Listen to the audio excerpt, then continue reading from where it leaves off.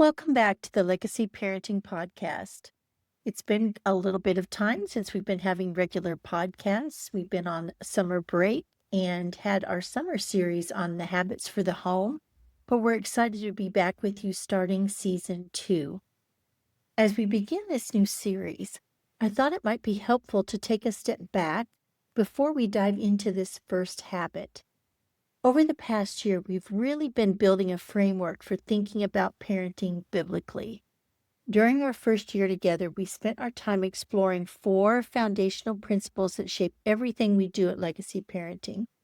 We talked about the authority of Scripture, God's design for the family, the priority of the heart, and what it means to recognize that every child is created in the image of God. Those aren't simply topics we've covered.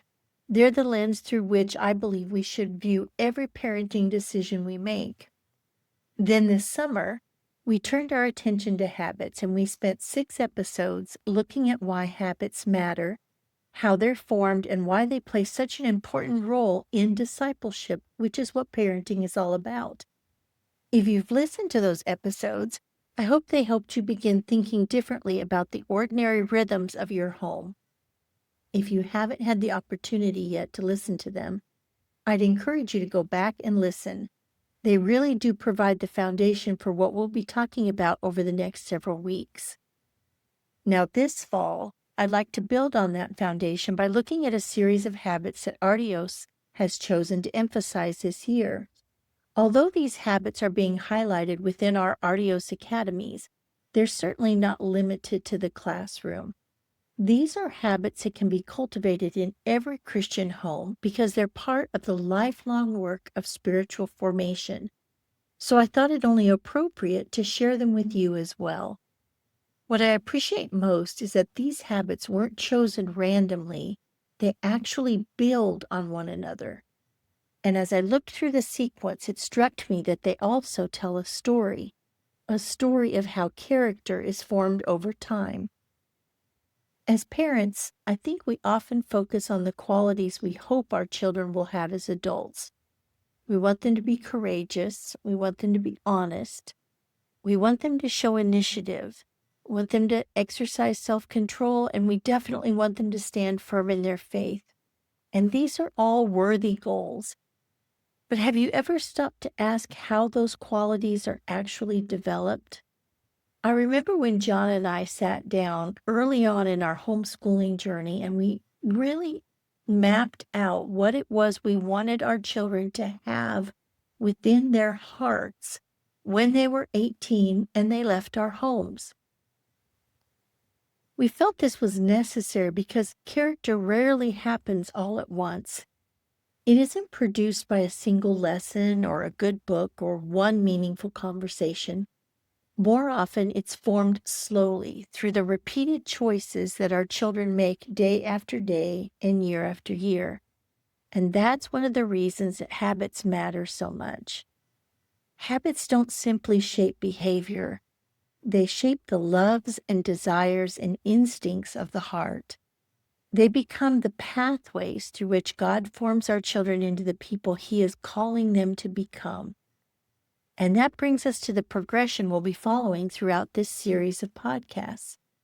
Next week, we're going to begin with thankfulness, and then we're going to progress into other habits. Now, at first glance, that may seem like an interesting place to start. Why not begin with courage or integrity? Aren't those the qualities we ultimately want to see? Perhaps. But Scripture often begins where we wouldn't. Before a child can become generous, they have to first recognize that everything they have has been received. Thankfulness teaches them to see life differently. Instead of assuming they're entitled to what they have, they begin to recognize God's kindness in both the extraordinary and the ordinary. And that way of seeing the world naturally changes the way they respond to it. A grateful heart becomes a generous heart. Generosity then isn't simply about sharing possessions. It's about learning to hold everything God has entrusted to us with open hands. It's the outward expression of an inward recognition that we first received these gifts from Him. And from there, we can move into faithful obedience. Not obedience for obedience's sake, but obedience that grows out of trust. Children begin learning that true freedom isn't found in doing what they want, but in joyfully aligning their lives with what God says is good and true. And as obedience becomes part of a child's character, something else begins to emerge.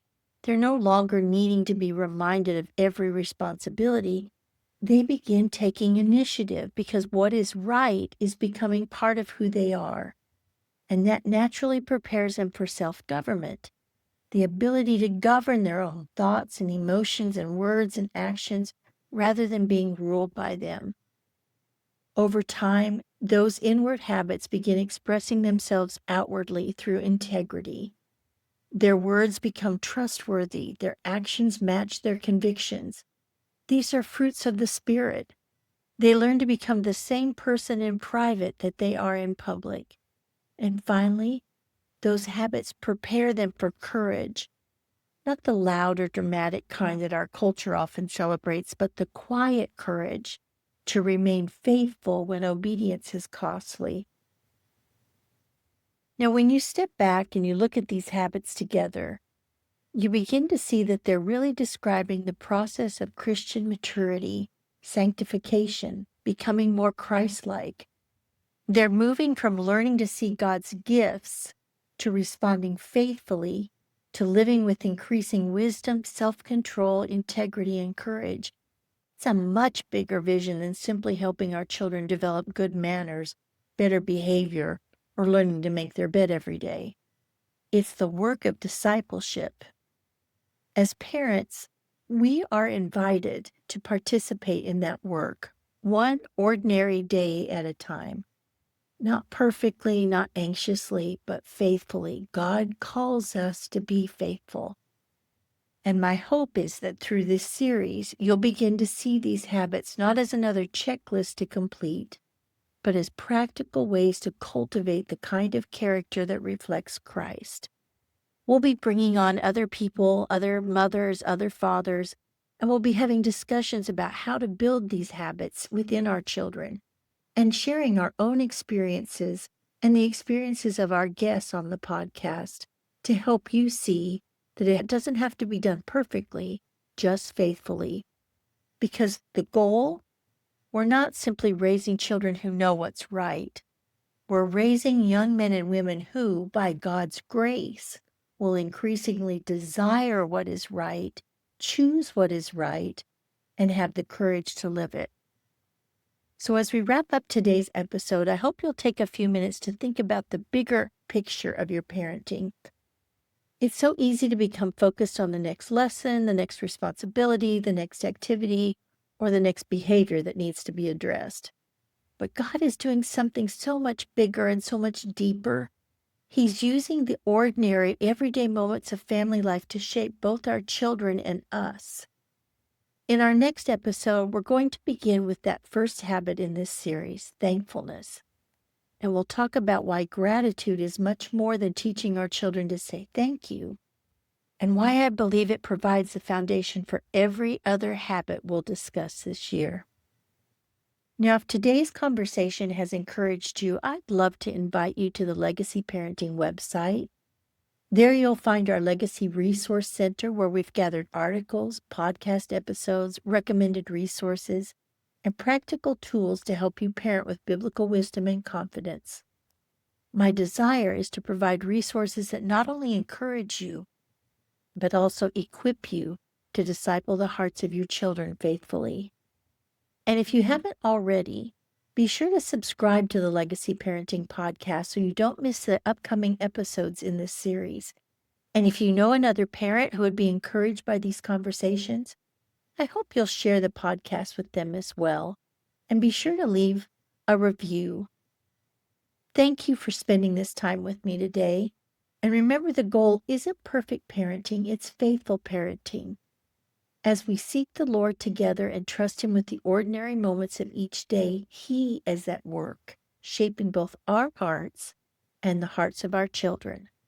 Until next time, may God bless you as you have a legacy of faith for the next generation.